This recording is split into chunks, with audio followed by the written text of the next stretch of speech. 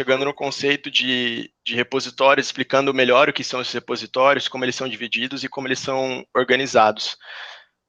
Nesse slide aqui, eu vou pular para a visualização no navegador. Todo mundo consegue ver o navegador aqui? Acredito que sim. Eu acho que sim. Só esperar dar um ok. Todo mundo vendo aqui, beleza. Sim. Show de bola. Então aqui a gente tem a tela de um repositório qualquer no GitHub. Esse repositório foi o que eu criei para a minha apresentação, para essa apresentação que eu estou fazendo para vocês. Ele estava privado, eu liberei ele, se não me engano, ontem ou alguns dias atrás, para que vocês pudessem ter acesso, mas vocês podem criar repositórios privados, então projetos pessoais ninguém vai ter acesso, só você consegue visualizar e se quiser consegue compartilhar com alguma outra pessoa. A gente tem aqui o conceito de estrelas, que seriam os likes que a gente tem nas redes sociais comuns. Então aqui, como eu deixei ele público, teve uma pessoa já que deu um like, curtiu o repositório que eu fiz.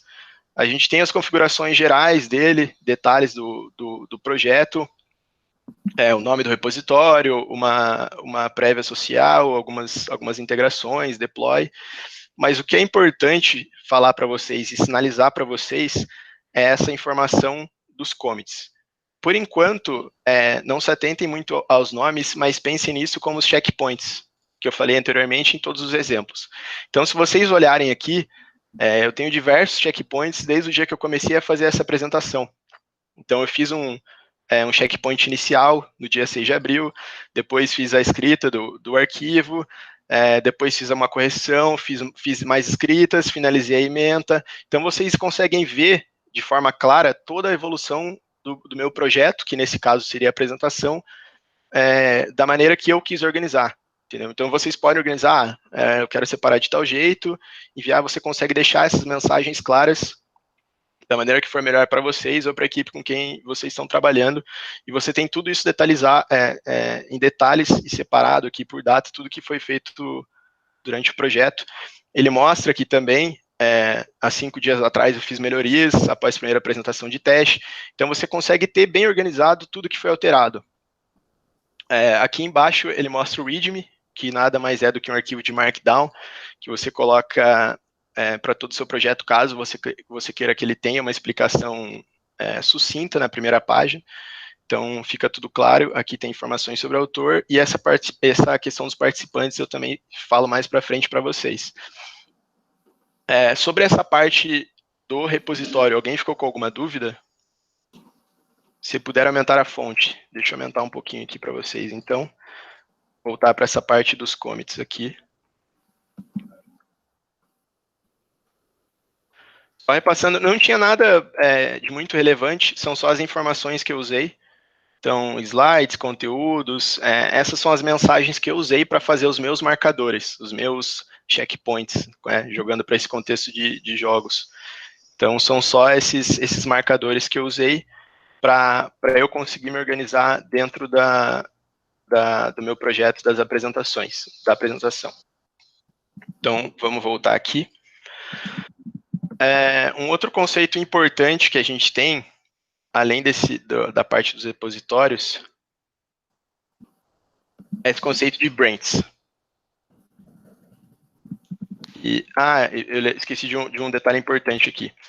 Quando a gente está trabalhando com repositórios, a gente tem diferentes ambientes para o repositório ser trabalhado e ser acessado.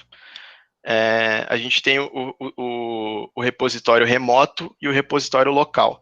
Aquela página que eu acessei para vocês é o nosso repositório remoto, que ele está no servidor do GitHub, a gente consegue acessar ele através do navegador, e a gente consegue até fazer algumas alterações, mas ele não tem nada na nossa máquina, é como se a gente estivesse alterando um arquivo no OneDrive ou em qualquer ferramenta de cloud que a gente tem disponível. O que a gente pode fazer é trazer esse repositório para a sua máquina, para o seu computador, e aí ele se transforma num repositório local. Então, a gente só faz essa integração, diz que essa pasta, esse arquivo, esse projeto que a gente está trabalhando na nossa máquina, tem uma relação direta com algum repositório lá no servidor do GitHub. Então, para esse exemplo, eu criei aqui, eu tenho esse repositório maneiro, então é um repositório que a gente criou lá no servidor do GitHub, está aqui no servidorzinho, a gente pode trazer ele para a nossa máquina, para o computador local, e enviar e buscar informações e atualizações do projeto. Então, a partir do momento que você faz uma alteração aqui, executa alguns comandos, todas as suas alterações são enviadas para esse servidor remoto. Esse cenário foi o cenário que aconteceu quando eu estava fazendo essa apresentação, porque era um projeto que somente eu estava trabalhando, não precisei gerar acesso ou liberação para ninguém, então esse é o cenário para quem trabalha sozinho. Você tem o seu repositório na sua máquina, o seu projeto está salvo ali, caso você queira enviar ou buscar alguma atualização, alguma informação, você faz isso no repositório no servidor do GitHub. Quando a gente começa a trabalhar em times, a gente tem esse repositório local duplicado. Duplicado entre aspas, porque agora você tem o ambiente local no seu computador, mas um outro desenvolvedor, um outro membro do seu time, ele também tem esse repositório na máquina dele. Então, isso faz com que vocês consigam enviar e buscar informações a qualquer momento, e isso é atualizado lá no seu navegador. Então, a gente tem a mesma estrutura aqui do repositório, ele está na sua máquina, no seu computador local, e ao mesmo tempo ele está disponível na máquina de um outro dev aqui no canto esquerdo, esse mesmo repositório. Fazendo um resumão de forma bem simples, caso não tenha ficado claro ainda, esse conceito de repositório nada mais é realmente do que essa pasta compartilhada que tem um link direto lá para o teu servidor do GitHub. Falando um pouquinho agora do outro conceito, que é o conceito de branches, esse é um conceito bem importante e que gera muita dúvida, inclusive a apresentação de teste que eu fui fazer, quem assistiu foi o meu antigo orientador, meu orientador da graduação, ele ficou em dúvida em alguns pontos sobre isso, então se vocês ficarem com dúvidas, por favor, sinalizem, porque é um conceito importante e não é muito fácil de assimilar. As branches que a gente trabalha no GitHub, ou melhor, no Git, em qualquer ferramenta de versionamento, elas nada mais são do que ramificações que a gente tem do nosso projeto. Eu vou dar deixa eu ver se essa imagem aqui, eu acho que ela está estourada.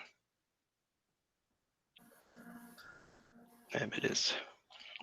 Então, o que acontece com essas ramificações? Quando você cria um projeto no Git, usando qualquer ferramenta qualquer repositório qualquer plataforma de hospedagem, quando você cria uma ferramenta, um projeto no Git, ele cria para você uma ramificação master, certo? Então, você criou um repositório, ele vai criar uma ramificação master. Essa ramificação é como se ela fosse uma versão do seu projeto. Então, a versão master, num conceito, pensando em boas práticas, a gente sempre tem uma versão funcional e uma versão estável do projeto que você está fazendo. Seja ele um software, seja ele um PSD, como eu falei anteriormente, seja ele o seu TCC. A gente sempre tem algo estável, funcional e que a gente consegue apresentar ele para qualquer pessoa a qualquer momento. Beleza. A partir do momento que a gente começa a trabalhar em alguma feature, em alguma funcionalidade, a gente cria uma ramificação diferente. Isso faz com que o nosso projeto master ele não fique inacabado em nenhum momento, já que a gente está trabalhando nessa outra ramificação. Quando a gente continua desenvolvendo essa funcionalidade, essa feature, enquanto ela não estiver pronta, a gente não coloca ela novamente na master, já que o objetivo da master é sempre manter isso íntegro e funcional.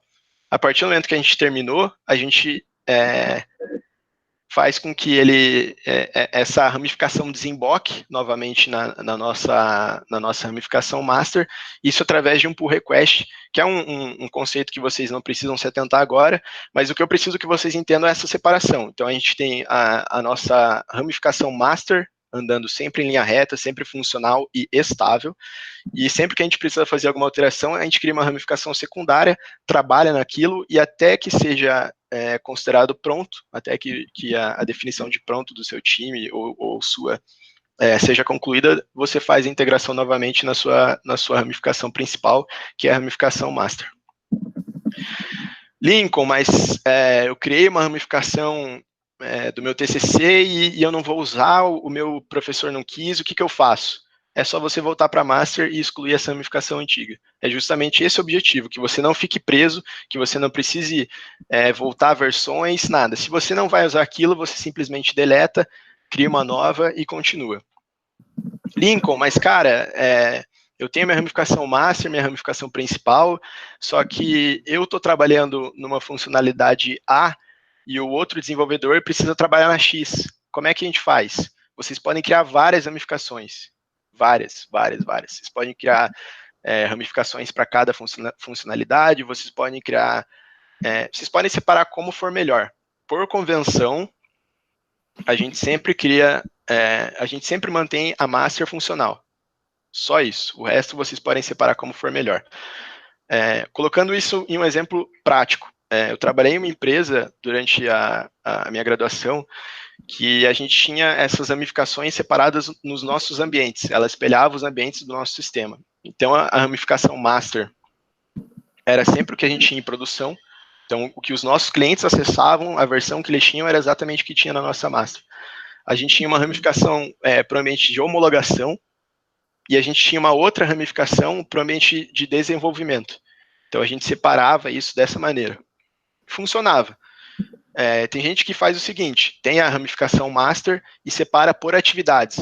Então, para cada atividade, para cada função nova que você vai inserir no seu sistema, você cria uma ramificação. Funcionou, você entrega. Então, isso vai da maturidade de cada time, vai da maturidade de cada pessoa que está trabalhando e do tipo de organização. Vocês podem fazer como for melhor, desde que a master continue funcionando normalmente. Então, eu vou fazer aqui um hands-on, mostrar alguns primeiros comandos, até a gente chegar numa parte específica, e aí eu volto para a apresentação. Eu vou fazer o seguinte, aqui na página do meu repositório, ele está no nível cloud. Temos uma pergunta aqui. Opa, deixa eu voltar sobre aqui. Ramificação. Eu posso deixar uma ramificação oculta, ou seja, só eu posso acessá-la? Sim, você pode fazer isso. Quando você está trabalhando em projetos maiores, eu gosto de fazer isso em todos os projetos, mas geralmente quando você está trabalhando em projetos maiores, você cria um fork. Aqui eu não consigo fazer isso porque é o meu próprio projeto, então eu não consigo fazer o fork. Eu vou acessar. Mangeli, você me permite acessar o seu GitHub, se eu não me engano? Fica tranquilo, pode acessar à vontade. Eu estou aqui me coçando para falar um monte de coisas, não vou falar no final, né? Para não interromper, é um L só. É um L só. É um L só? Ah, sim. Vamos ver. Aqui, ó, Mangeli. Então eu vou fazer o seguinte. Eu acessei o perfil do Mangeli, ele tem aqui 21 repositórios ou 21 projetos. Eu vou pegar o último que ele atualizou, que foi esse Laravel. É um CRUD do Laravel, foi um exemplo que ele utilizou. Quando você quiser... eu não uso o GitHub há um tempão, isso aí, tipo, caraca. Desde o ano passado. Quando você quiser trabalhar numa ramificação que só você consegue visualizar, e na verdade é isso que a gente usa nos projetos maiores, você cria essa opção de fork. O fork nada mais é do que você fazer uma ramificação do projeto inteiro. Então você faz como se fosse uma cópia desse projeto que está no perfil de alguém, ou está numa empresa, numa organização, e você copia isso para a sua máquina, para o seu cloud, no caso, não para a sua máquina, para o seu cloud. Eu vou fazer aqui, por exemplo, para vocês verem. Então a gente tem o projeto do Mangeli, está no perfil dele. Eu clico aqui na opção de fork, ele vai fazer essa separação para mim, e ele vai criar um repositório dentro do meu perfil. Então vocês veem que ele já mudou, e ele diz aqui que esse repositório ele foi forcado lá do repositório do Mangeli. A partir daqui, eu posso fazer todas as alterações que eu quiser. Então aqui a gente consegue ver todas as ramificações que foram criadas. Deixa eu dar um zoom para vocês, para ficar melhor. Então aqui ele alterou, eu já estou no meu perfil, ele fez essa cópia para mim. Eu consigo ver todas as ramificações que foram criadas anteriormente, né, pelo perfil do Mangeli, ou pelas pessoas que mexeram, e eu consigo também criar a minha própria ramificação. Então, essa ramificação oculta, você faria a partir de um fork. Ok, obrigado. Show? Deixa eu só complementar rapidinho, tem outra questão, Rubens, que é quem usa controle de versionamento há mais tempo, né, que usa o SVN, CVS, essas coisas, tem uma diferença no conceito do Git, que é essa de replicar localmente tudo. Então, a primeira coisa você traz, naturalmente é assim que funciona. Você tem o repositório remoto lá, aí para você começar a trabalhar, o Lincoln, acho que os primeiros comandos ele vai mostrar esse, você traz o repositório inteiro para sua máquina e trabalha aqui sem ninguém ver. E você pode criar suas branches localmente, fazer tudo localmente. Em algum momento, você pega as suas alterações, e os commits são locais. Em algum momento, você pega as suas alterações e vai colocar no repositório centralizado remoto. Então, tem uma diferença aí do conceito que a gente usava antes, que você estava todo mundo mexendo no mesmo repositório de código. Nesse momento, não. Esse paradigma é outro. Cada um mexe no seu próprio repositório, né? E depois, junta aqui, você faz o merge localmente para depois você tentar fazer o merge no repositório remoto. Tá, ok. Uma mudança de paradigma para a gente. Obrigado, Angélica. Show. Só um asterisco que nesse passo, antes da gente trazer para a máquina, o ideal é você criar esse fork. Então, você cria esse fork e aí você traz para sua máquina, porque não necessariamente você vai querer enviar uma alteração para o repositório principal. Mas, para fins organizacionais, é melhor que essas alterações sejam feitas no seu repositório. Então, a linha do tempo seria, caso você esteja trabalhando no projeto de outra pessoa, né? Lembrando que esse exemplo é para um projeto de outra pessoa. Você acessa o perfil da pessoa que você quer, acessa o projeto dela e você vem aqui na opção de fork. No finalzinho eu vou falar sobre isso de forma mais detalhada, para deixar um desafio aí, uma integração para quem quiser fazer. Mas voltando aqui para a apresentação, então, beleza, eu tenho o meu projeto aqui, seminário Git GitHub. Para eu conseguir trazer ele para minha máquina, a gente tem esse botão verde gigantesco aqui, a gente clica nele e ele fala para você ou baixar em zip ou abrir no seu desktop. Eu prefiro, sempre que eu vou fazer um projeto, eu nunca inicio ele pelo Git na minha máquina, eu sempre inicio ele pelo GitHub e depois só faço o clone, que nada mais é do que você copiar isso que você tem no servidor do GitHub lá na cloud para sua máquina. Por que eu faço isso?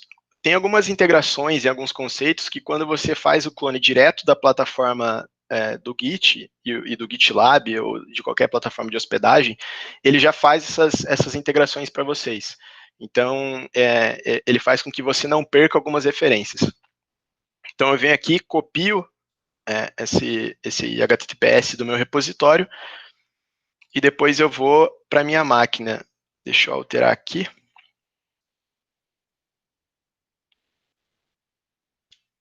Todos conseguem ver o meu terminal?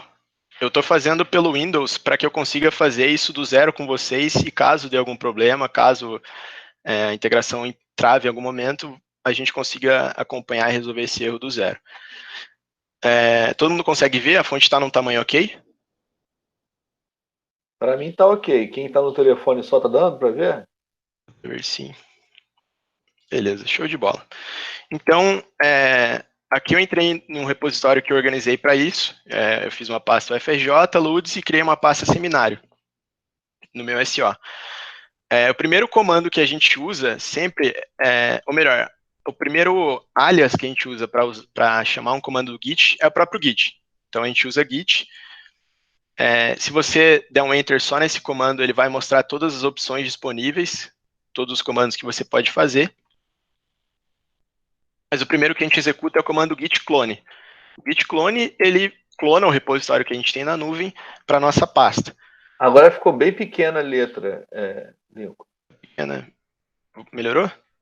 O Eduardo? Sim. Eduardo, seria interessante você falar na apresentação para quem não conhece o Git, porque você tem como instalar ele na máquina, porque aqui você já está executando no terminal dele. Bem lembrado, entendeu? bem lembrado. E só uma outra observação, fazendo uma analogia lá para a Branch Master, trazendo para o outro controle de versão, o SVN, é como se fosse o seu tag também, entendeu? Dá para você trabalhar não igual o Git, mas o SVN, sim, você trabalhando em cima de tags, você também trabalha em cima como se fosse branch, entendeu? É bom deixar isso um pouquinho mais claro, ok? Show. Show de bola. O Git, acho Gente, que... eu vou pedir só uma coisa. Não vamos explicar outras ferramentas, tá? Porque já é bem complicado só o Git. Então, vou pedir para não ter explicação de como outras ferramentas funcionam. Porque aí vai confundir, já confunde a minha, e já conheço o Git. Tá bom? Eu peço desculpas, mas só para a gente poder fluir também, porque senão o Lincoln vai ficar muito tempo aí. Show. Só falando então sobre essa parte de instalação, que realmente foi um ponto que eu esqueci. Antes de você executar o Git, seja no Windows, ou no Mac, ou no Linux, você precisa instalar o Git na sua máquina. O Windows tem um site, se não me engano, é gitforwindows.org. No Linux você consegue fazer a instalação de maneira fácil, também algum comando, via linha de comando. No Mac eu não sei muito bem como é que funciona, mas é só você procurar por download Git e o teu sistema operacional que você vai habilitar essa linha de comando para você. Para quem usa o Windows, eu recomendo que vocês baixem o Git Bash, que é esse terminal próprio para você executar esses comandos pelo terminal. Tem algumas ferramentas visuais que auxiliam isso, por exemplo, o Octopus, e devem ter outras. Eu prefiro fazer por linha de comando, porque eu sinto que eu tenho uma liberdade maior e que algumas ferramentas não suprem algumas necessidades em alguns conflitos, alguns problemas mais complexos, que eu consigo resolver totalmente por linha de comando. Então, voltando aqui, o primeiro comando que a gente vai executar é o git clone. Então, a gente copia a URL do nosso projeto, cola aqui, e ele vai fazer o clone, vai fazer essas buscas no repositório remoto. Se eu der um ls aqui, o projeto seminário Git GitHub já está dentro da minha máquina. Então, eu vou alterar aqui. E agora a gente vai lá pro VS Code.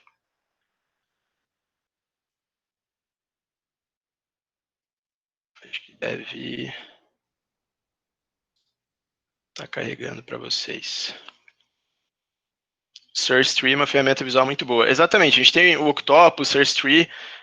Para quem prefere fazer isso de forma visual, tem várias opções que auxiliam você usar o Git de forma visual, sem precisar dos comandos.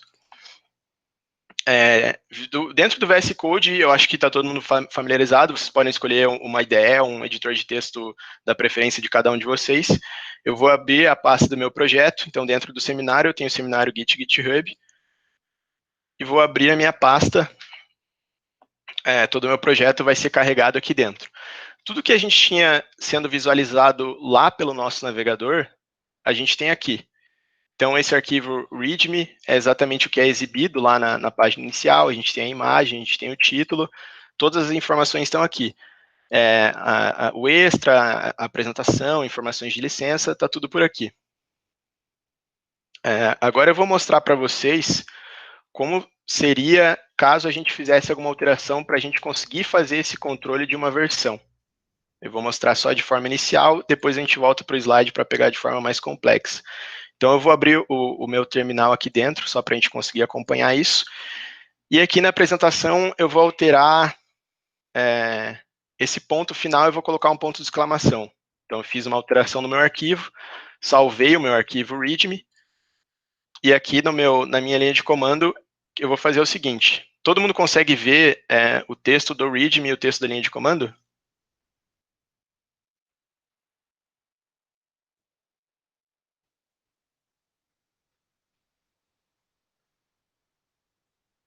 Beleza. Então, eu vou executar o nosso segundo comando mais importante, que é o git status. O git status, ele mostra o estado para você do seu projeto no Git. Então, sempre que você quiser ver a branch que você está, como que você está trabalhando, é só você rodar o git status. Aqui ele mostrou para a gente que a nossa branch está atualizada de acordo com a master. Então, a nossa ramificação está atualizada com o que tem lá na master no nosso repositório cloud. Só que ele mostrou para a gente um sinal vermelho. Ele falou que, ó, tem alterações que ainda não foram enviadas para você. Tem alterações que não foram traqueadas, que não foram percebidas, e pode ser que você queira mandar.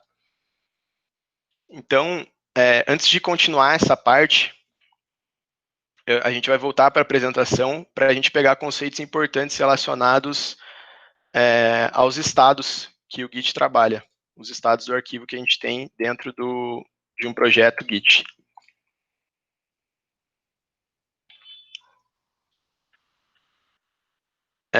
Depois que a gente fez o clone do nosso repositório cloud e trouxe ele para a nossa máquina para a gente conseguir trabalhar, existem ações que você faz no arquivo que faz com que eles sejam sinalizados para o Git, para que ele mostre para você que o seu versionamento está não incorreto, mas está desatualizado. Então, caso você modifique um arquivo, exclua um arquivo ou adicione um arquivo, ele vai mostrar para você no seu diretório falando assim, olha, cara, está faltando você fazer alguma ação com esse arquivo, ele não está versionado. Quando você percebe essas alterações e você quer fazer o seu primeiro salvamento desses arquivos, você quer salvar essas alterações, a gente usa o comando git add. Isso faz com que os arquivos que foram adicionados, excluídos ou modificados sejam enviados para a segunda etapa, que é a etapa de preparação, ou também chamada etapa de stage. Isso adiciona os seus arquivos e faz com que eles fiquem preparados para ser versionados. Só que lembrando que eles ainda estão todos na sua máquina. Então, esse versionamento é só um versionamento local, é uma organização local. Depois que você fez esse envio, então, por exemplo, nesse nosso caso, eu vou fazer isso depois codificando com vocês, mas nesse nosso caso, a gente alterou o arquivo readme, ele percebeu que teve uma alteração de texto, ele sinalizou para a gente. Quando a gente usar o comando git add, ele vai falar assim, ó, esse arquivo já está preparado, você não fez mais nenhuma alteração, então ele já está pronto, ele já está na fase de preparação. Quando a gente executar o comando git commit, aí sim ele vai executar esse checkpoint na sua máquina. Ele vai falar assim, ó, o git commit foi executado, a sua mensagem de checkpoint foi a seguinte, então seus arquivos estão salvos, certo? Então, e só lembrando também, essas duas primeiras essas partes, elas funcionam só no seu repositório local. Ainda não foi enviada nenhuma alteração para o seu repositório na cloud. Tudo isso está dentro da sua máquina. Então, vamos novamente para a parte da codificação. Vamos fazer o primeiro commit e a nossa primeira organização aqui. Então, beleza, a gente tem aqui, eu vou limpar o terminal, executar de novo o comando git status. Ele falou para a gente, olha, o arquivo readme foi alterado, não foi enviado. O que você quer fazer? E ele diz também que nenhuma mudança foi adicionada para o commit. E ele diz para a gente quais comandos que a gente tem que usar. Então, se a gente fizer o comando git add readme, ele vai adicionar esse arquivo para a nossa segunda fase, que é a nossa fase de preparação. Caso você trabalhe com vários arquivos e altere vários arquivos ao mesmo tempo, é só você usar o ponto. Então, se você fizer git add ponto, ele adiciona todos os arquivos alterados. Se você quiser adicionar somente um arquivo específico, você usa o comando git add e o nome do arquivo. Eu vou fazer isso específico, então adicionei o git add. Eu vou executar novamente o comando git status. Ele vai falar para você, olha, a sua branch está atualizada de acordo com a master, e agora você tem comandas para... Mas aí não é mais fácil digitar sempre o comando git ponto? Sim e não. Sim e não. Depende do que você está fazendo. Se você não quer enviar por algum motivo alguma das alterações, aí você não usa o ponto. Normalmente, sempre usa-se o ponto. Sempre você coloca git add ponto para você enviar todas as suas alterações. Se por algum motivo você não quer enviar alguma dessas alterações, aí você coloca de forma separada, arquivo por arquivo. Mas normalmente coloca-se git add ponto para ele enviar tudo. Já que você desenvolveu, não tem nada que você não vai querer enviar. Agora ele mostrou para a gente que ele ficou com o arquivo verdinho, ele mostrou que a gente tem alterações para serem comitadas. Então, para a gente criar esse primeiro checkpoint, eu vou colocar aqui, então, o nosso comando git commit, e quando a gente vai fazer um commit, a gente sempre precisa colocar uma mensagem do que a gente fez, do que foi realizado, que são aquelas mensagens que ele exibiu lá no navegador, aquelas mensagens que eu tinha colocado de que eu alterei uma apresentação, de que eu fiz um ajuste de imagem e tudo mais. Então eu coloco git commit -m, ou "-m", e abro aspas duplas, e aqui dentro eu escrevo a minha mensagem. Então eu vou colocar aqui alterações executadas durante a apresentação. Beleza, ele deu o primeiro erro. O que aconteceu? Como a gente só fez o clone do projeto para a nossa máquina e não fez nenhuma configuração geral, e esse erro também vai acontecer com vocês, caso vocês baixem o Git normalmente, a gente precisa identificar quem que a gente é no Git, porque ele só diz que a gente copiou um projeto para a nossa máquina. Como que a gente faz isso? Vocês podem fazer, e é o que eu recomendo que seja feito, que é uma autenticação via SSH, só que ela é um pouquinho mais demorada, requer mais alguns passos, e como o objetivo do seminário é a gente fazer de forma introdutória e mais rápida, a gente só vai seguir os passos que ele mostrou aqui para a gente, que são esses passos de configuração.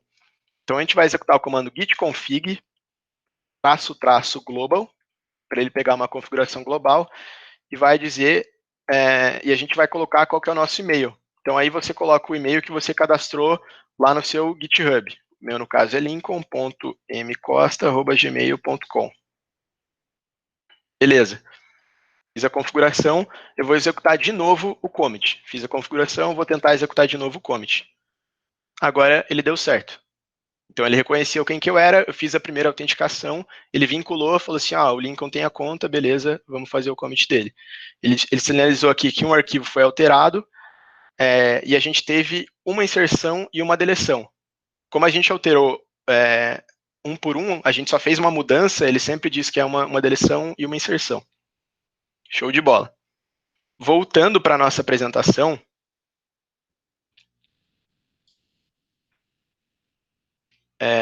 a gente tem aqui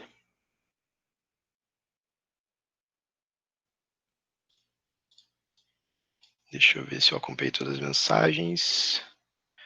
Show.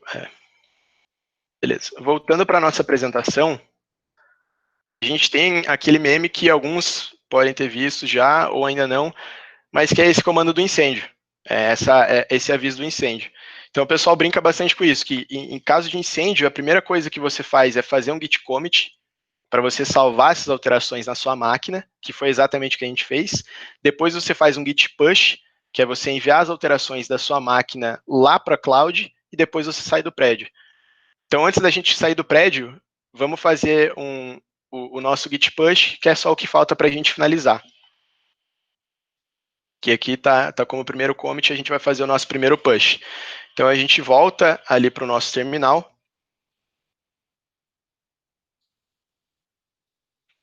Então, beleza. Ele ainda está marcando que a gente tem um arquivo alterado, uma inserção e uma deleção. Eu vou limpar o terminal e vou executar de novo o comando git status, só para a gente ver como é que estão as coisas. Agora ele mostrou para a gente uma mensagem um pouco diferente. Ele falou que a gente está na ramificação master, só que a nossa branch está na frente da master que a gente tem lá na cloud, lá no repositório do GitHub, por um commit, que foi justamente esse último commit que a gente fez. E ele sinaliza, se você usar o comando git push, as suas alterações locais vão ser publicadas. Então, a gente vai fazer isso. A gente simplesmente executa o comando git push.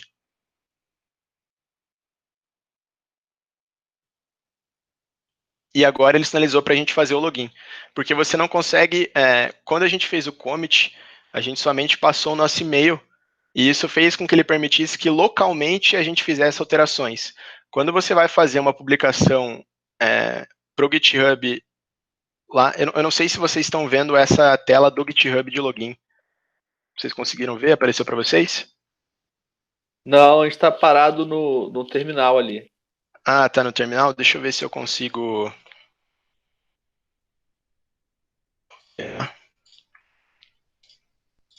Aqui, ó. Essa telinha foi exibida.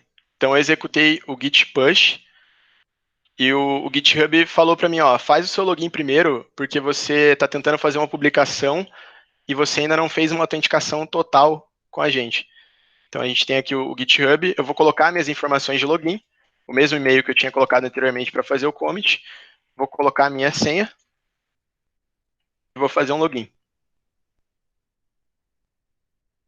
Agora ele liberou as minhas permissões. Eu vou voltar aqui para o meu VS Code e ele liberou a publicação que eu queria fazer. Então ele disse que aqui são informações de thread, de publicação, escrita escrita de objetos e tudo mais, e ele disse que ele publicou para o GitHub /TechPixel /seminário. Então, depois que a gente executou o git push e que a gente fez a autenticação de forma completa, ele publicou as nossas alterações para lá. Então, vamos lá ver no navegador se tudo foi publicado da forma que a gente esperava, se deu tudo certo. E se isso aconteceu, a gente continua para os próximos passos, para os próximos slides. Aqui eu estou na mesma página do meu repositório, ele estava mostrando para a gente que a última alteração tinha sido feita 5 dias atrás, que foram essas melhorias. Se eu atualizar a página, ele colocou aqui para a gente que a última alteração foi feita 4 minutos atrás, que foram essas alterações executadas durante a apresentação. Então a gente executou pouquíssimos comandos, a gente fez uma alteração e ela já foi publicada e já está versionada lá no GitHub. Se a gente vier aqui nos nossos checkpoints, em todos os commits que já foram feitos, ele vai listar para a gente que no dia 7 de maio a gente fez essas alterações e que antes disso a última alteração tinha sido no dia 2 de maio. Então é realmente bem simples, você cria um repositório, você copia para sua máquina, faz as suas alterações e envia, você tem um versionamento tranquilo feito pela plataforma. Agora vamos continuar a apresentação. Eu vou falar um pouco sobre o gitignore, que é um arquivo muito importante para quem trabalha com projetos que são públicos. Isso vale para qualquer uma das plataformas de hospedagem. E o GitHub também se encaixa nisso. Independente da plataforma, esse arquivo é um arquivo do Git. Então, o Git, como controle de versão, como sistema de controle de versão, ele interpreta esses arquivos. O arquivo gitignore, ele, como o próprio nome diz, ele é um arquivo onde você diz para o teu controle de versão o que ele vai ignorar e o que ele não vai versionar. Mas, Lincoln, por quê? Por que eu não vou querer fazer um versionamento de alguma coisa? Quando a gente trabalha com sistemas grandes ou com sistemas públicos, a Marcela perguntou ali se tem como essas publicações não serem públicas. Sim, você pode criar um repositório privado e só você vai ver tudo que você trabalha nele, a menos que você queira compartilhar ele com alguma pessoa. Mas é só você fazer um repositório privado que aí todas as alterações ficam só para você. Esse repositório que eu estou usando, que é o repositório do seminário, ele era privado e eu só fiz essa alteração de pública para eu conseguir compartilhar com vocês, para que vocês consigam acessar futuramente. Mas você pode alterar isso de forma bem tranquila, essa questão da privacidade do projeto, e aí ninguém vai ver o que você está publicando. Respondida?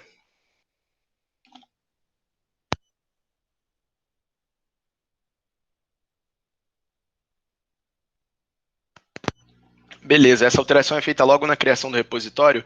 Você pode alterar ela na criação ou depois. Eu posso fazer isso para vocês aqui. Se você vier aqui no settings, nas configurações do seu projeto,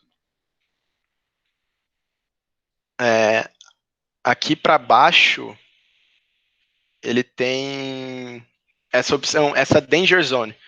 Então a gente vai nas configurações, ele tem aqui nessa zona perigosa, onde você pode mudar a privacidade do seu projeto, colocar ele para privado ou para público, você pode transferir esse projeto para alguém, você pode arquivar, você pode deletar. Então isso você pode fazer na criação do seu repositório, você disse, ele é privado ou público, e depois, se você quiser alterar isso, você também pode fazer tranquilamente. Independente de quantas alterações ele tenha, você pode mudar essa privacidade a qualquer momento. Por que colocá-lo como privado é perigoso? Porque provavelmente você está fazendo esse projeto com outras pessoas. Então, eu acho que eles separaram nessa Danger Zone, porque caso alguém tenha acesso, quando ele estava de forma pública, a partir do momento que você torna ele privado, essa pessoa tem o acesso cortado.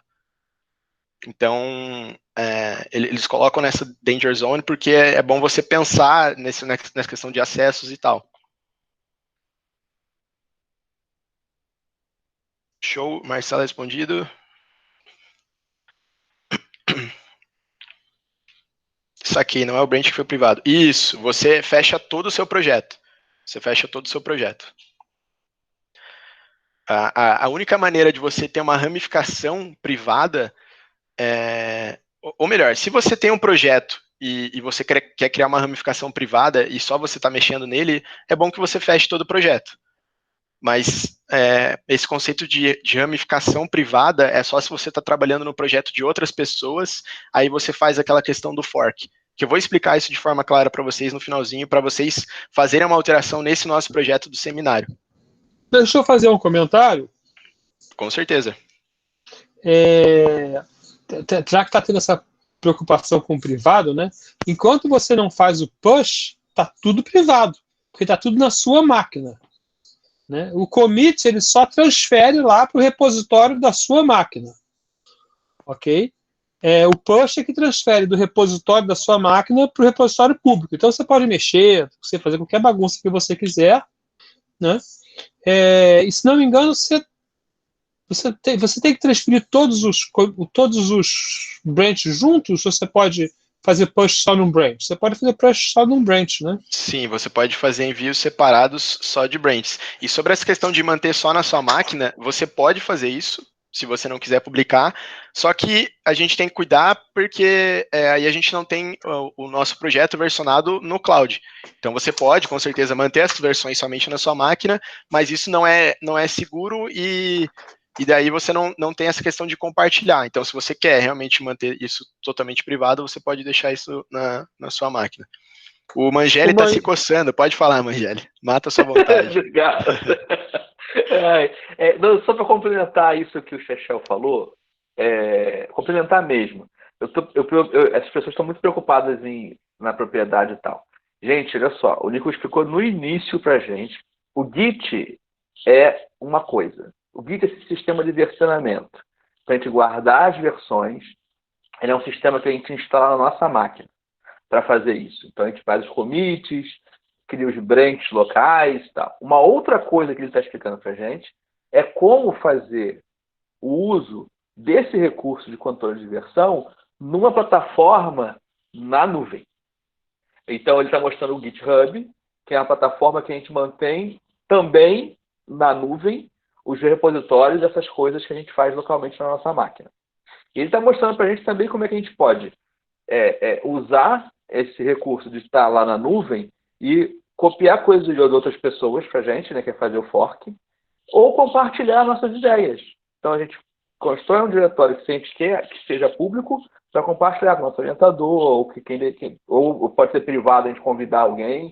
Então são coisas que a gente tem que botar na cabeça, são diferentes. Se a gente quer privacidade, a gente pode fazer só na nossa máquina.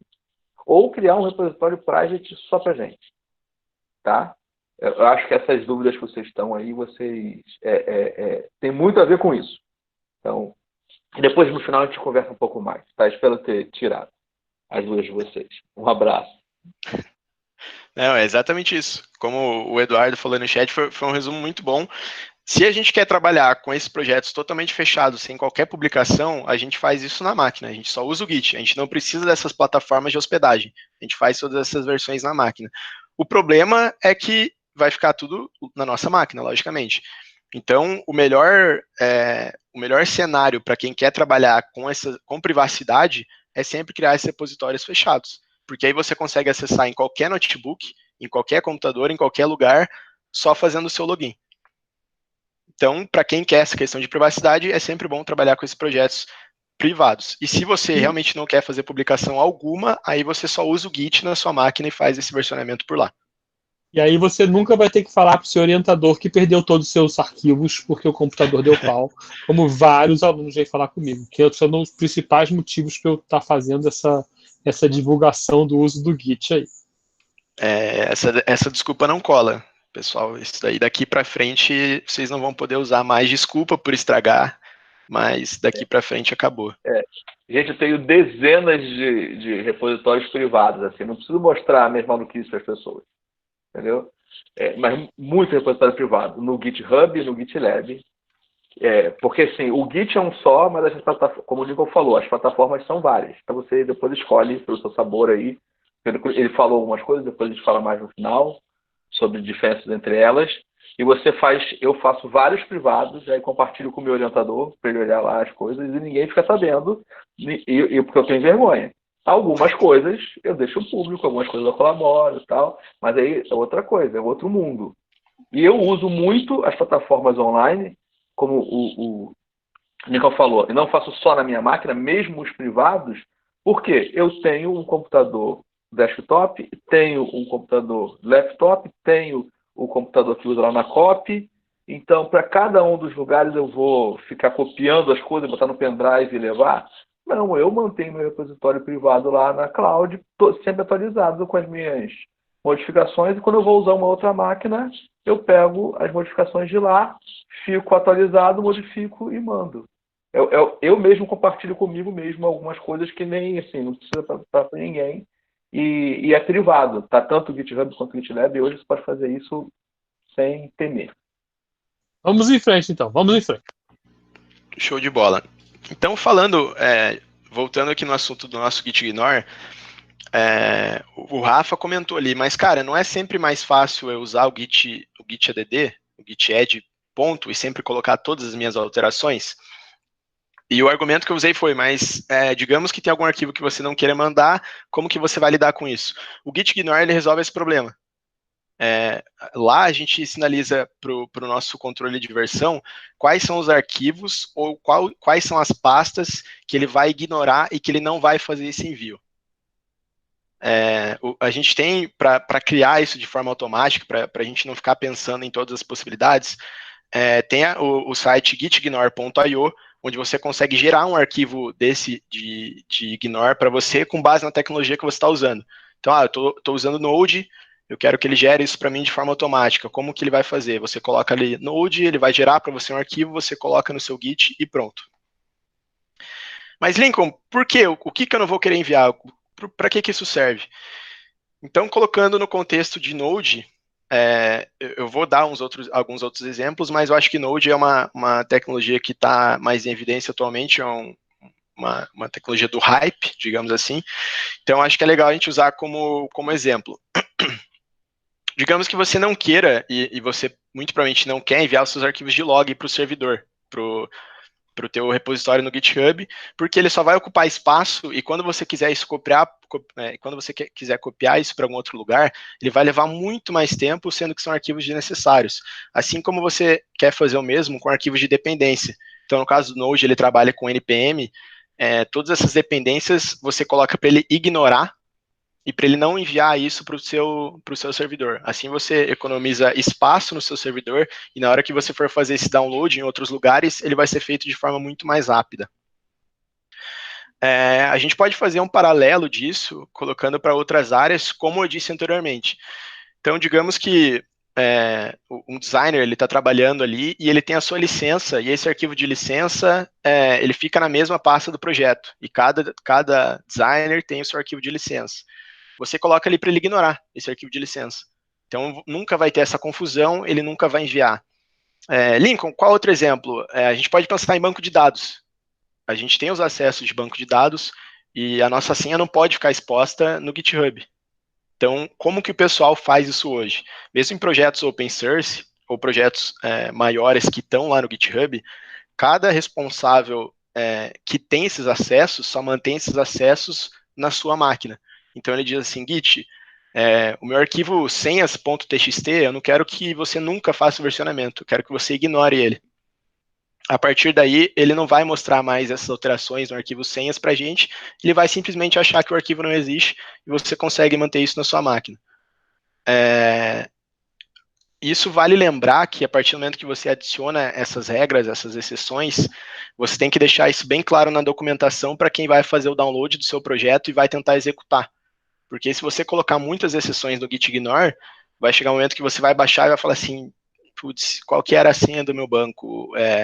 O que eu precisava fazer? Ou se você formatar a sua máquina, se você perder esse projeto local, você tem esse problema do versionamento. das suas credenciais. Então, o gitignore ele é basicamente usado para arquivos de log, arquivos de dependência e arquivos de credenciais. São arquivos que você não quer mandar para o seu servidor. Beleza. Vou falar um pouquinho agora sobre algumas situações complementares que podem acontecer. E a primeira delas é você desfazer alguma alteração. Caso vocês tenham prestado atenção ali no log, eu não sei se estava muito visível, mas quando a gente fez o nosso primeiro add, e a gente tirou o arquivo da primeira etapa do Git e colocou ele na segunda etapa, ele falou para a gente, se você quiser desfazer essa alteração, você consegue executar o comando git reset. E é para isso que ele serve. Então, digamos que a gente tenha feito uma alteração no nosso arquivo readme e a gente quer desfazer isso. Ou melhor, a gente fez uma alteração, a gente executou o comando git add, adicionou ele na etapa de preparação e a gente quer desfazer. A gente fez alguma coisa errada, a gente quer cancelar isso. Você pode executar o comando git reset. Mas, Lincoln, não seria mais fácil eu mudar aquilo ali e adicionar de novo? Sim, só que aí você vai criando logs desnecessários. A partir do momento que você faz alterações, desfaz alterações e envia, você vai ter 2 registros sobrepostos. Então é melhor você desfazer essas alterações antes de fazer o envio do jeito certo. E caso você já tenha feito um commit, então você já fez o checkpoint na sua máquina, só que você quer desfazer isso por algum motivo, é só você executar o comando git revert head. Esse head, essa nomenclatura de head, sempre se referencia ao projeto na sua máquina. A gente vai usar esse conceito, vocês vão ver esse conceito em outros comandos, então sempre que for head, é referente à nossa máquina. Existem comandos complementares e mais avançados para desfazer as alterações, mas os principais que desfazem o que a gente aprendeu até agora são esses 2. Um outro ponto muito importante mesmo, que acontece nessas situações complementares são os conflitos. Os conflitos acontecem quando a gente está trabalhando principalmente com mais de uma pessoa em um projeto. Então, eu vou dar um exemplo. A gente tem uma função add. Olhem para essa primeira parte, onde ele tem o head. Lembrando que o head é a nossa máquina, é o nosso ambiente local. Então, a gente tem ali que a nossa função add, ela tinha somente um parâmetro A, onde a gente criava um console log desse A. Era um parâmetro só. Isso estava na nossa máquina. Quando a gente pegou essas alterações do servidor e trouxe para a nossa máquina, o Git falou assim, cara, alguém mudou essa função add e agora adicionou um parâmetro B, e esse parâmetro B está sendo usado embaixo também no console log. E ele diz para a gente, o que você quer fazer? Essa questão dos conflitos é a única parte onde é preferível usar uma ferramenta visual. Então, dá para fazer isso via linha de comando, só que é muito complicado, então é melhor você ter essa visualização.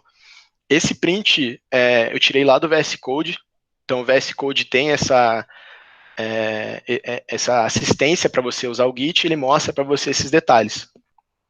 Assim como outras ferramentas, como as ferramentas da JetBrains, NetBeans, acho que o Sublime, as maiores IDEs, eu acredito que, e editores de texto, eu acredito que tenham suporte para isso. Quando a gente se depara com um cenário desse, onde você tem uma alteração e o servidor, por envio de uma outra pessoa, tem uma outra alteração, você pode escolher o que você quer fazer nesse cenário. Então, a primeira opção que ele mostra é você aceitar a mudança atual. Então, você mantém o que tem na sua máquina, você fala assim, cara, essa função AB não vai ser usada, a pessoa enviou de forma errada, então eu vou manter somente o que tem na minha máquina. Você pode aceitar essas mudanças que estão vindo do seu servidor. Então, digamos que teve uma mudança na mesma linha, no mesmo arquivo, você pode falar assim, cara, não, ele está certo, esquece essa função que eu fiz, o que você mantém é o do servidor, e ele vai sobrescrever, ou você pode aceitar as 2 mudanças. Eu não sei se tem alguma linguagem algumas linguagens, elas permitem que você mantenha 2 funções similares com parâmetros diferentes. Então, ela manteria esses 2 casos, você teria a função add, que aceita somente um parâmetro, e a função add, que aceita 2 parâmetros, e isso ficaria tranquilo no seu projeto. Caso um conflito seja encontrado, a melhor coisa a ser feita é você conversar com a pessoa que fez esse envio. Então, se eu vi lá nos logs do nosso projeto, que foi o Mangeli que enviou, eu tenho que falar assim, Mangeli, eu vi que aconteceu essa situação aqui, o que você acha? A gente mantém isso ou a gente mantém aquilo? Por que você fez isso? Ou por que eu estou fazendo essa outra alteração? E vocês entram num consenso para resolver. Essa questão da resolução de conflitos, ela resolve um problema antigo que eu passei quando eu comecei a trabalhar com desenvolvimento de software, que a gente tinha um servidor no FTP com todo o projeto. Então, o que acontecia? O cara chegava no começo do dia, ele pegava o arquivo index.html, fazia todas as alterações que ele tinha que fazer e enviava. Só que no meio-dia, o outro desenvolvedor já mandou uma alteração lá, e esse cara que começou a trabalhar de manhã não tinha essa versão atualizada. Então, eles foram se sobrepondo e as alterações foram perdidas. Caso essas alterações aconteçam no mesmo arquivo, o Git consegue manter isso para você e ele consegue falar, ó, aconteceu esse conflito.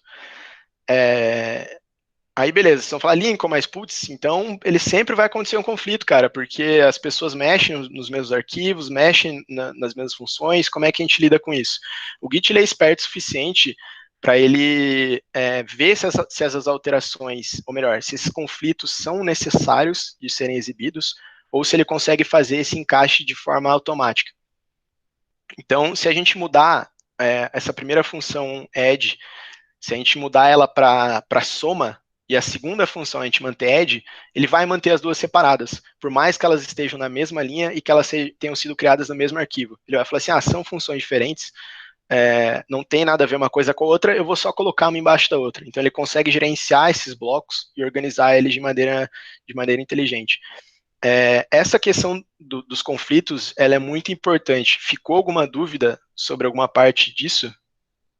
Sobre essa questão dos conflitos?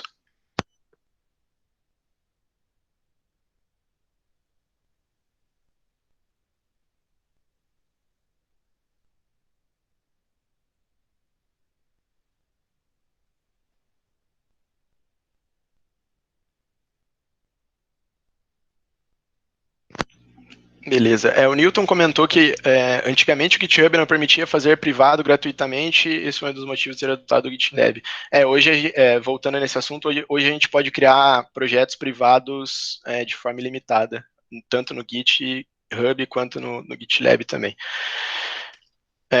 Eu vou continuar então, já que essa questão dos conflitos está clara para todo mundo.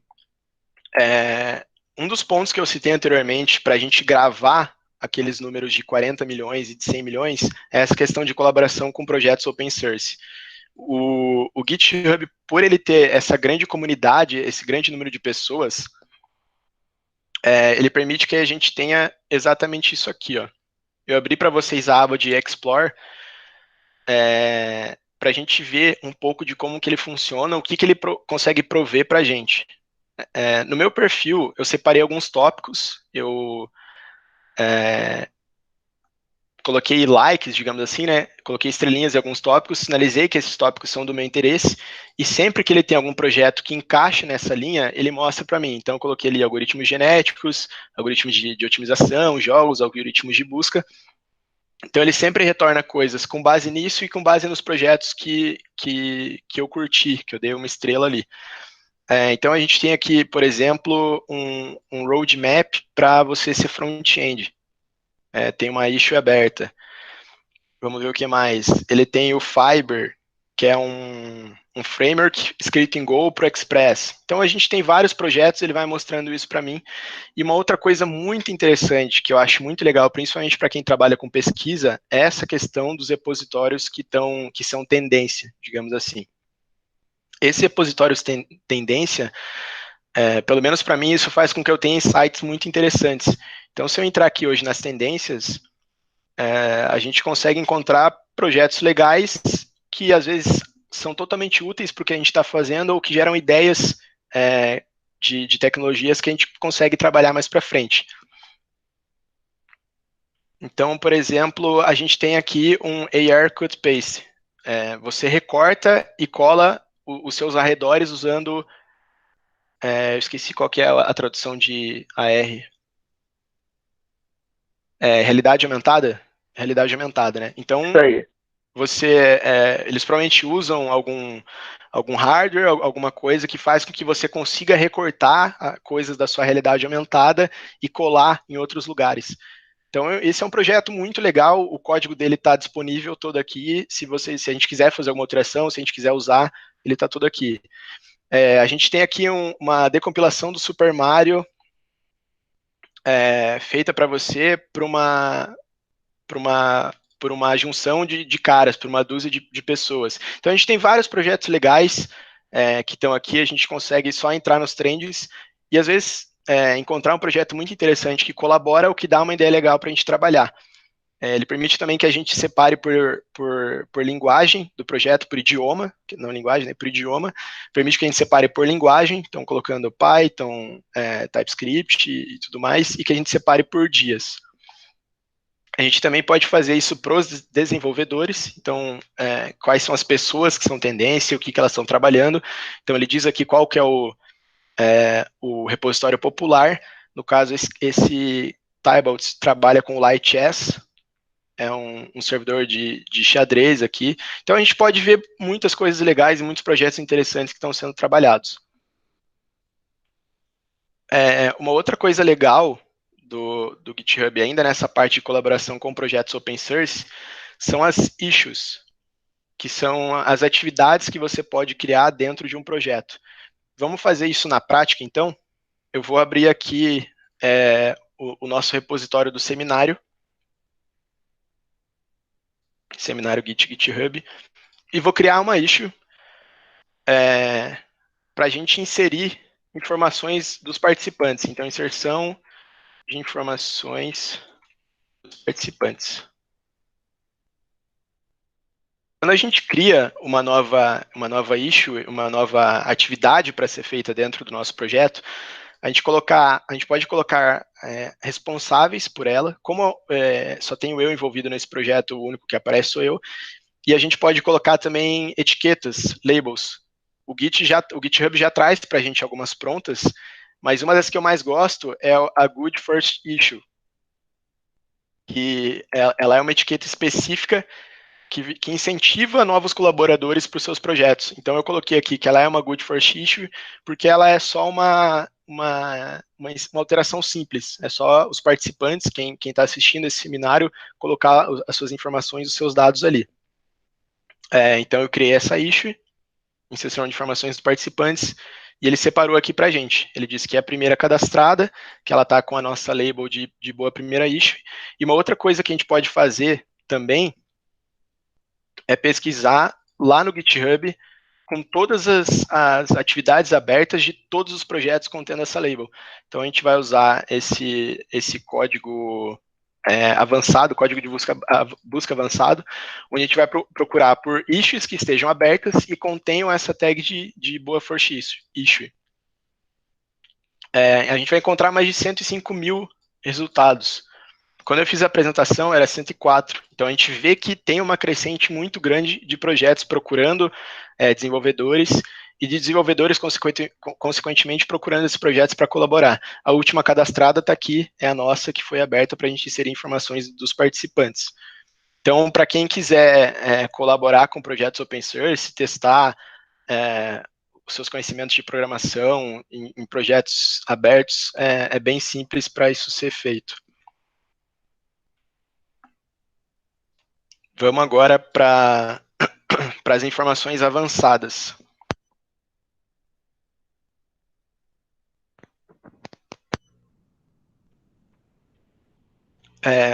Uma informação legal e um pouco avançada, que já entra no que a gente comentou anteriormente, são as organizações no GitHub.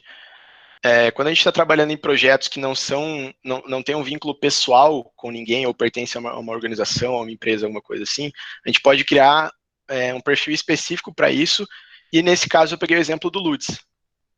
O Ludes tem ali, a gente consegue ver que ele tem 11 repositórios criados, a gente consegue ver as pessoas que estão trabalhando, que têm envolvimento com esses repositórios, a gente consegue ver quais são os projetos, quais são as linguagens, e a gente consegue ter acesso a todo o código.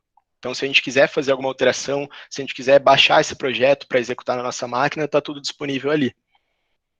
Então, essas organizações elas são uma ótima saída para você ter isso bem separado no GitHub, para você não deixar na mão de uma pessoa só o projeto, enfim, para você ter isso separado e disponível para as outras pessoas.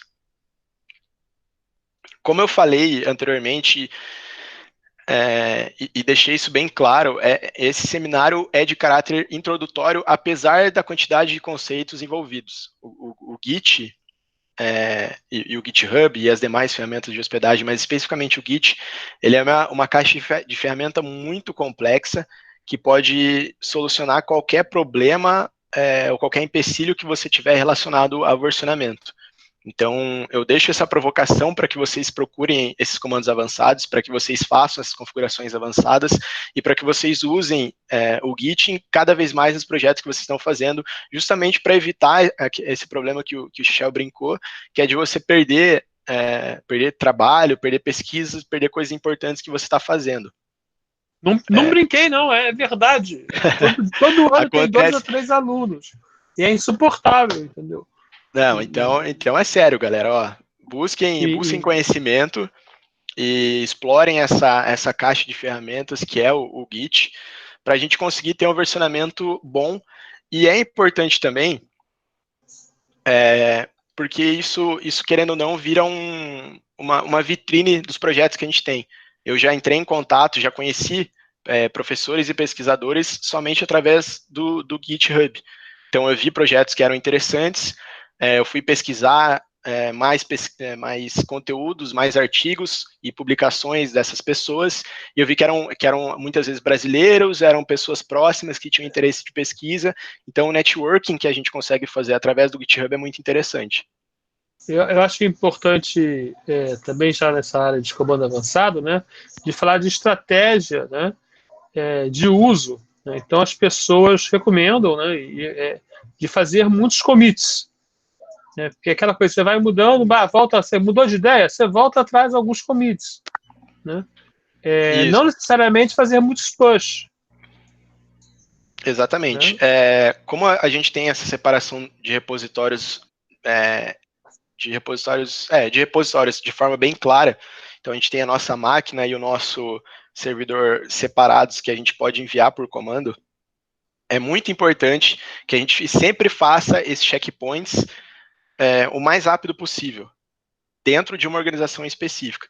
Então, aquele exemplo que eu dei lá no começo do TCC, escrevi minha introdução, fiz um checkpoint. Coloquei as referências, fiz um checkpoint. Sempre trabalhar com isso para a gente não perder e não ter alterações muito longas ou muito complexas, porque isso faz com que a gente perca o nosso conceito de versionamento.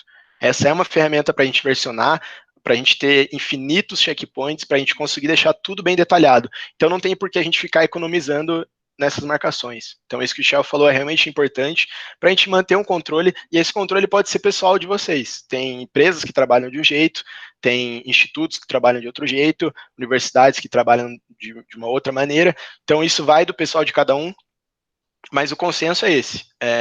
Separem as suas entregas, os seus versionamentos de forma bem segmentada. Segmentada é a palavra. Façam segmentações, deixem tudo bem separado. Um outro conceito legal que a gente tem disponível dentro do GitHub são as GitHub Pages. Quando a gente cria, esse no caso é o meu site que eu mostrei para vocês lá no começo da apresentação, ele foi feito todo dentro do GitHub, todo o meu código está disponível, caso vocês queiram fazer um fork e trabalhar e criar o site de vocês a partir dessa cópia, ele está todo disponível lá. É um sitezinho simples, eu não tenho muitas informações, enfim, não sou ninguém muito relevante, mas isso já serve para que eu tenha um pequeno portfólio online. É um sitezinho que eu não tenho custo algum para publicar, todo o meu código está aberto, e se eu quiser ter algum custo e comprar um domínio específico, eu consigo fazer isso de forma fácil, porque toda essa integração é bem tranquila lá pelo GitHub. Eu vou mostrar para vocês esse repositório, só para vocês terem uma noção. Aqui, ó. Quando a gente vai usar o GitHub Pages, a gente precisa colocar esse .github.io, que aí ele vai entender que é um projeto que ele vai gerar um ambiente para vocês de publicação. No meu caso, eu tenho 43 commits, eu tenho 3 branches, e eu tenho um ambiente, deixa eu só confirmar. Ah, não, ele pega de todos, desculpa.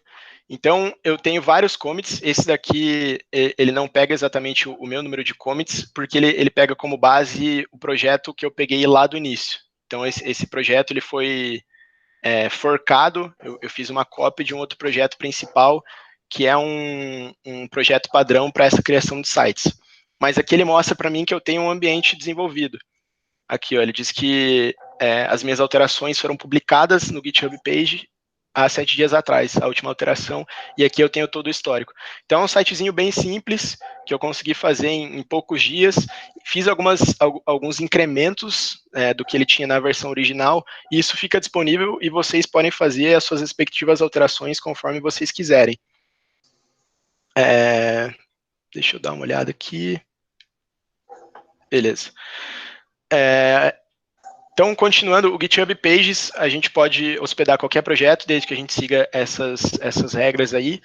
Eu não tenho certeza, mas eu acredito que tem algum limite de tamanho, algum limite de acesso, com certeza o GitHub deve ter uma limitação.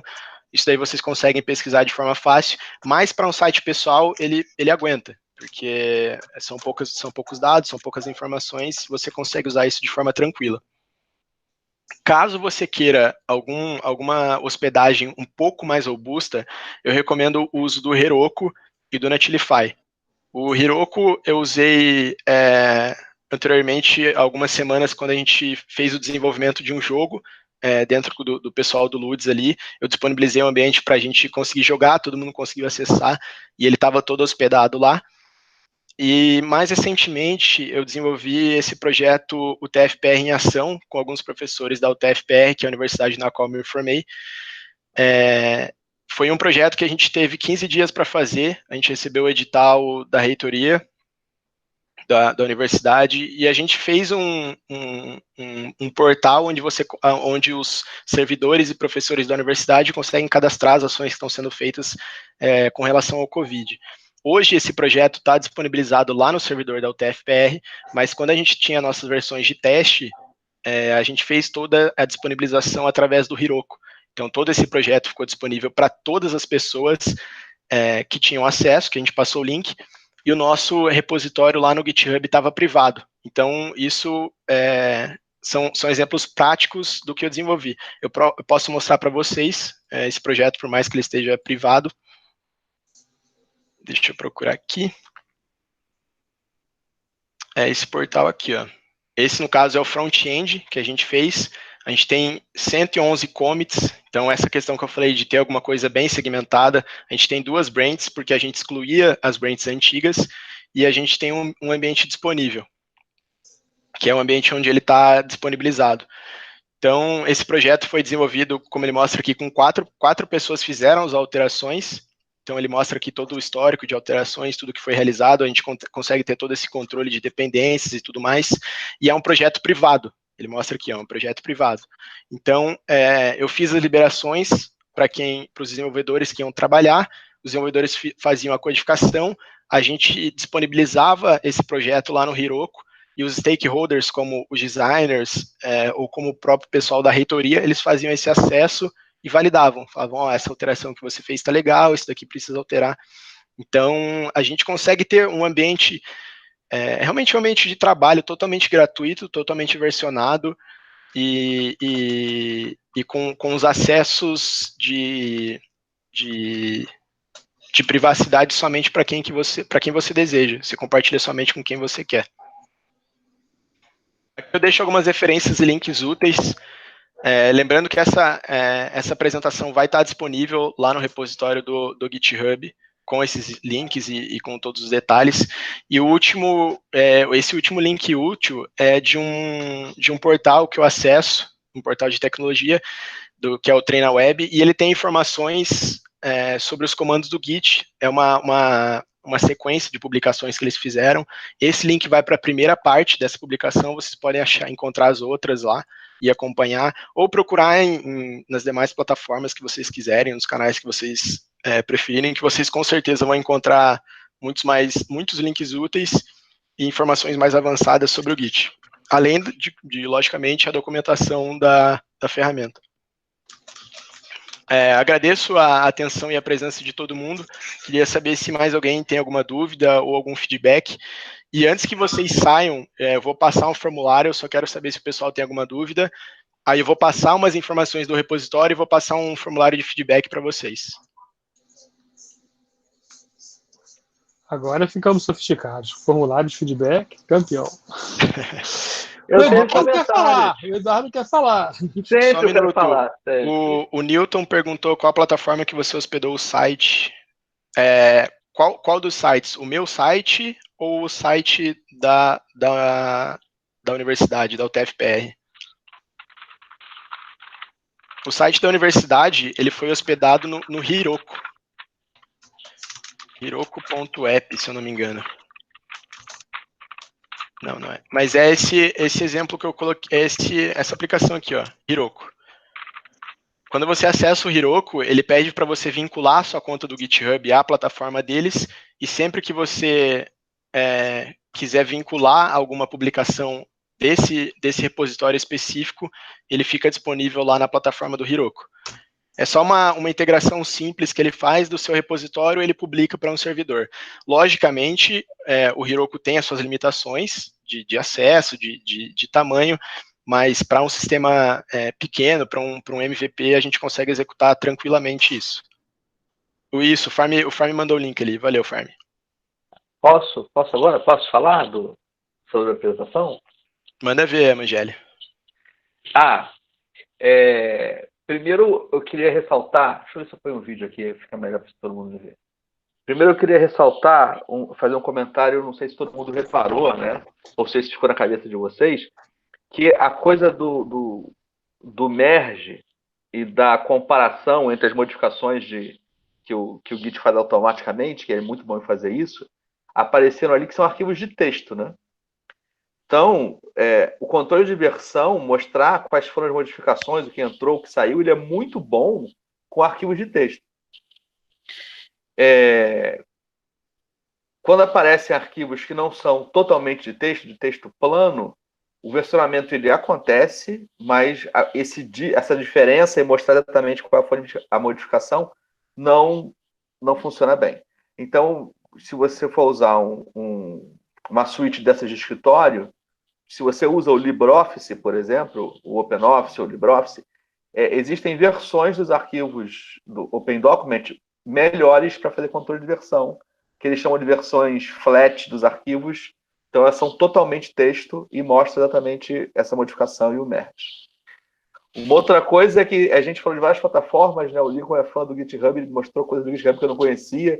Essa questão da ser usado mais como rede social, de você ter notícias eu não conhecia tudo disso. Mas eu queria fazer uns comentários sobre as diferenças das duas principais plataformas, que uma é o GitHub e a outra é o GitLab. Tem o GitBucket também, mas as duas principais, né, são a GitLab e o GitHub. O GitHub é da Microsoft hoje, né, mas ele é o mais usado, é o mais famoso, o mais usado. E ele tem implementado, o pessoal comentou no chat, não lembro quem foi, ele tem implementado todas as mudanças, né, todos os avanços que acontecem em outras plataformas, o GitHub tem implementado. Então, se no passado a gente não podia fazer vários repositórios privados no GitHub, hoje a gente já pode. Assim, eu migrei para o GitLab no passado por causa disso, mas no GitHub já pode fazer isso hoje. O GitLab tem também implementou uma IDE na web que a gente poderia modificar os arquivos diretamente no navegador. O GitHub acabou de disponibilizar essa funcionalidade também, né? A gente tinha créditos para fazer continuous integration, continuous delivery, continuous testing lá no GitLab. O GitHub já tem isso também. Então, as diferenças vão diminuindo com o tempo. O GitLab ele continua implementando as funções primeiro, as novidades aparecem no GitLab. O GitLab tem uma versão open source para instalar localmente do servidor web mesmo, então uma organização pode ter uma versão local. Mas o GitHub é muito famoso e ele é usado pelo pessoal que contrata hoje. Então, os seus repositórios funcionam como um currículo. Muita gente olha, né, suas contribuições nos projetos dos outros e o que você está fazendo na hora de contratar o desenvolvedor. Sobre branch, que a gente falou também antes, eles têm várias estratégias para branch. Você pode fazer branch por funcionalidade, por desenvolvedor, por release, por bug, ou como o Lincoln falou, por ambiente. E uma explicação legal sobre isso está no help do próprio GitHub. O GitHub tem um help em português muito legal que explica essas coisas também. Tá? Outra vantagem do GitHub é isso, é uma documentação muito boa, ampla, em português também. Tá? E sobre o Gitignore, eu acho que é um detalhe, né? Algo super importante para o desenvolvimento, para conseguir compartilhar. Né? Eu acho que o Lincoln explicou muito bem, tinha feito comentários aqui, mas o Lincoln falou tudo que precisava. Tá, era isso. Desculpa, gente, se eu incomodei vocês. Muito obrigado, Lincoln. Foi muito legal. Legal pra caramba mesmo. Parabéns aí pela apresentação. Valeu, valeu. Galera, eu mandei o link do formulário ali no chat. O Chechel também mandou o canal do Ludes. E antes de encerrar, eu queria deixar aí um plus para quem quiser fazer. Deixa eu voltar a compartilhar a tela com vocês.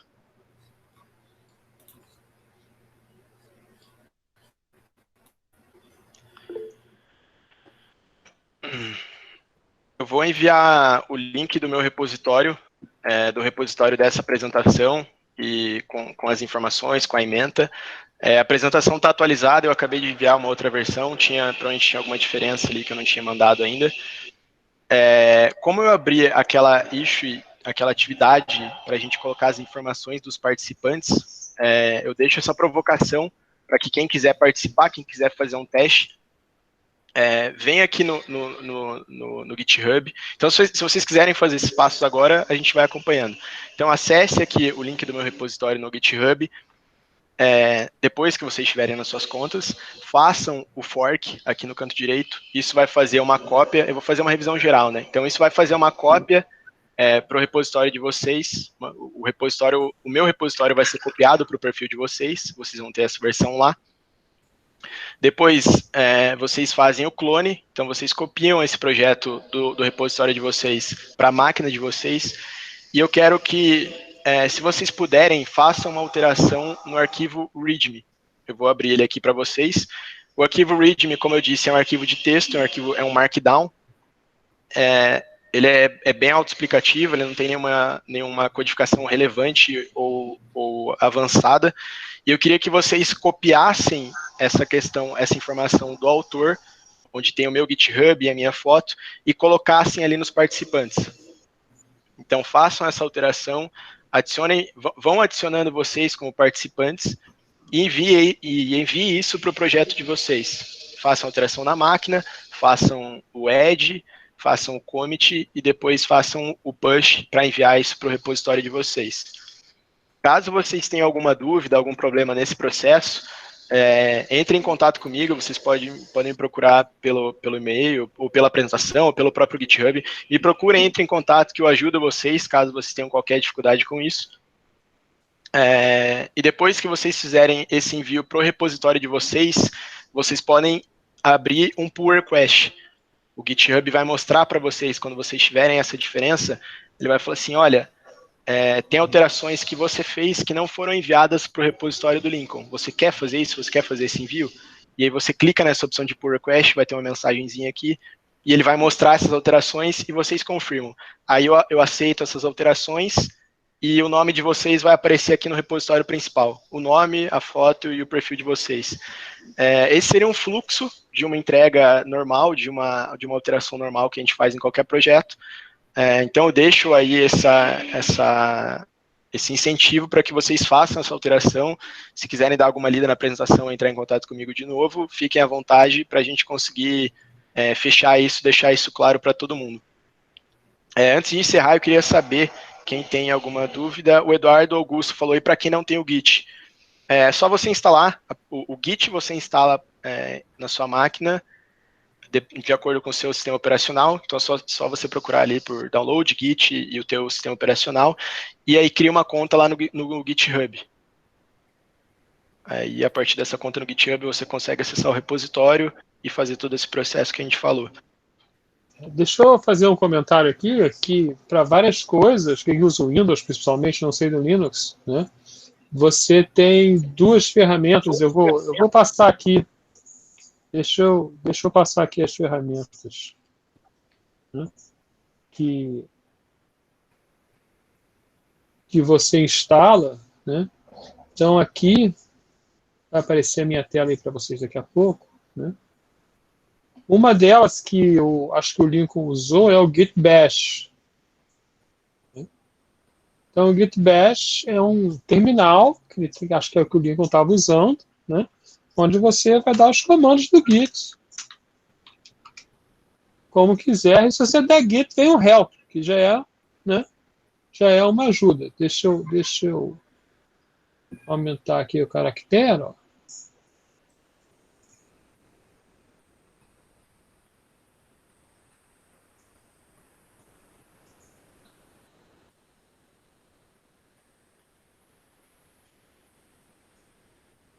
E isso aqui, principalmente o programador, às vezes se sente mais confortável, né, com essa ferramenta.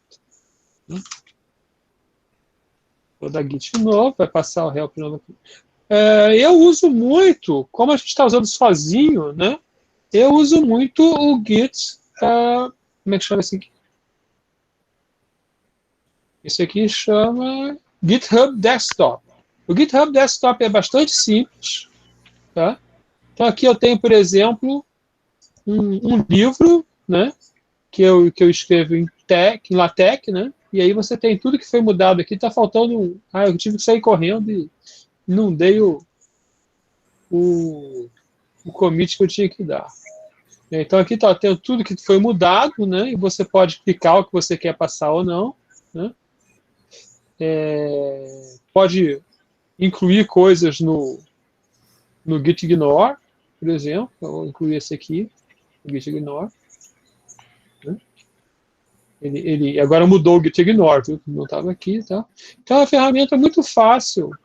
Vou fazer um commit aqui, ó, commit da apresentação do Lincoln.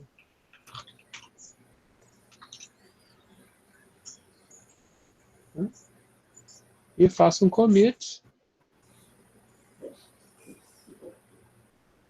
Veja que eu não estou me preocupando se isso vai dar certo ou não, porque eu posso voltar atrás depois.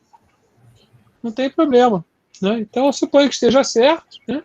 E agora aqui, ó, eu vou mandar esse commit lá para o meu repositório do GitHub. Esse é um repositório privado, né?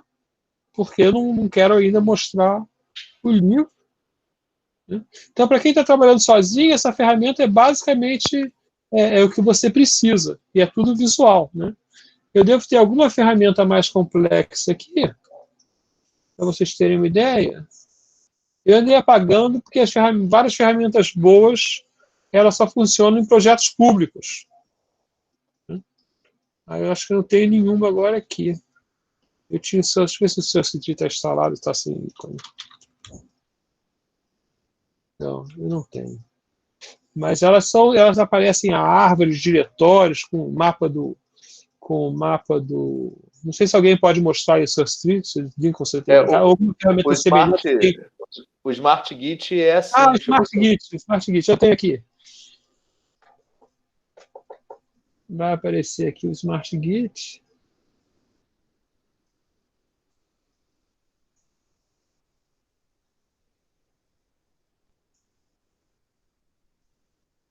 Por algum motivo ele está desconfigurado um pouco. É que ele sempre testa uma versão nova. Se existe e baixa, deve estar fazendo isso. Exatamente, sem pedir licença. O Lucas comentou ali que é interessante também usar uma máquina virtual e instalar o Git nela para facilitar a utilização pelo terminal. Cara, se você usa o Windows ou se alguém usa o Windows e quiser fazer esse uso pelo terminal, eu recomendo o Git Bash, porque o Git Bash ele tem essa similaridade muito alta com o terminal do Linux. Então, ele tem ele dá uma liberdade maior para você trabalhar por linha de comando.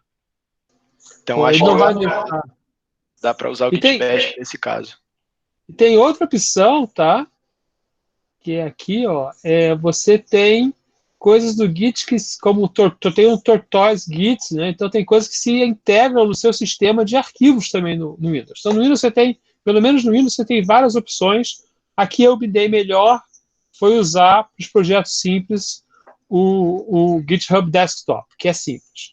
Mas os outros são mais bonitos. Eles mostram os branches. É que eu não uso branch, né? Basicamente, você não vai usar branch num projeto sozinho, raramente. Então, deixa eu ver se tem outro Git aqui.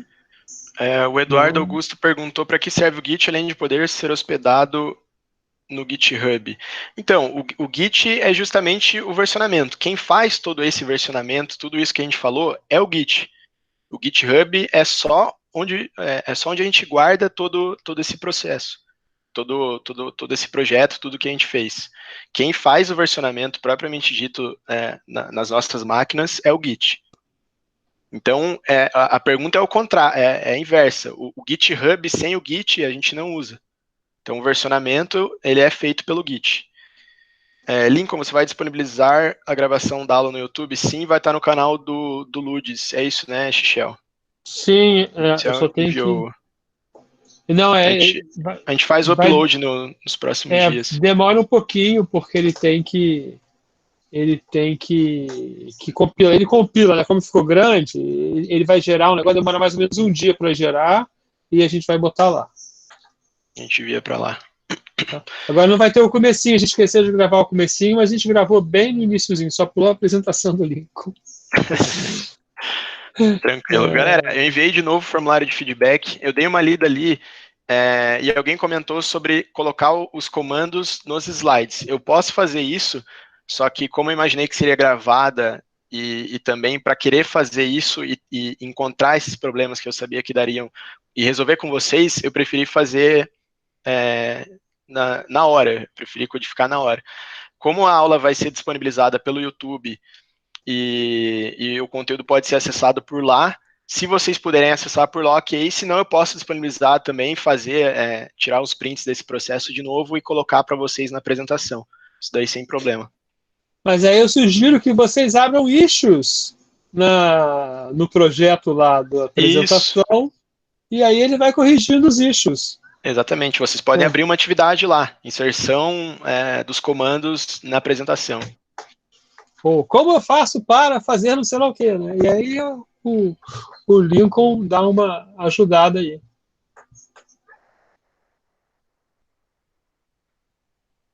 Gente, eu vou parar de gravar aqui, tá? Porque essa gravação ocupa espaço também. Deixa eu ver se entendi. Tá se bom. eu quiser